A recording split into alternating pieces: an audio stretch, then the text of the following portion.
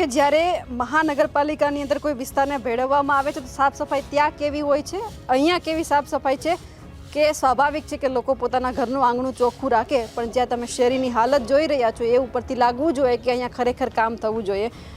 આજે ગામમાં વિકાસ થયો છે, કોઈ અહીંયા સાફ સફાઈ કરવા માટે આવે છે? નહીં, અમે કોઈને ભારતા ના, કોઈને ભારતા ના સાફ સફાઈ કરવા કે કોઈ વસ્તુ આ બજારમાં કોઈ વસ્તુ ના આવતી. આ થાંભલો ઊભો કર્યો ને લાઇટનો એ અમારે પોતાના ખર્ચે ઊભો કર્યો. લો અહીંથી આ બધું અંધાર હોય, માલટુર વાળા બધા આ બધું અંધાર હોય એટલે મેં આમ થાંભલો ઊભો કર્યો. આ તો તમે ચોમાસામાં જો એટલે એમ થાય કે ત્યાં રહેવું. પાણી ભરાય છે? પાણી એટલું ઢીસણમાણું પાણી.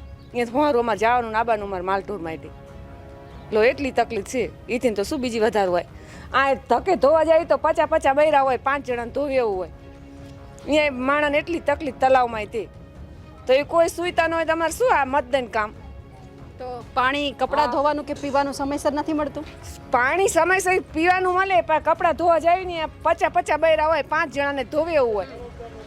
નર્મદાનો આ પાણી આવે એ પીવી, ગંદકી વાળું આવતું હોય ભલે ને કોઈ ગમે તે આવતું હોય ભલે એ પીવાનું. અમારે કેટલા દિવસે પાણી આવે છે? પાણી તો 4-5 દિવસે આવે, પણ હવે તો ઉનાળામાં તકલીફ થઈ જાય પાણીની. તો આમ ઘરે કોઈ એવી સુવિધા કે તમે પાણીમાં સંગ્રહ કરી શકો? હા ટાંકા હે ને, પણ આખા ગામને પૂરું કેટલું પાડે? 5-6 દિવસે પાણી આવે. ઉનાળામાં તકલીફ પડી જાય. મીઠું પાણી આવે છે? હા નર્મદાનું ગંદકી વાળું આવતું હોય ભલે જેવું આવે એવું પીવાનું.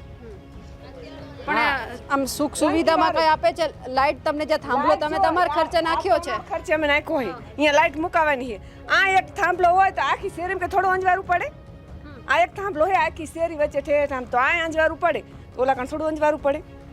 લો તો તમારા માલઢોરને ક્યાં બાંધો છો? માલઢોરને અમારા આમ પાછળ વાડા અહીંયા જાવ તમારે અંધારે જવાનું.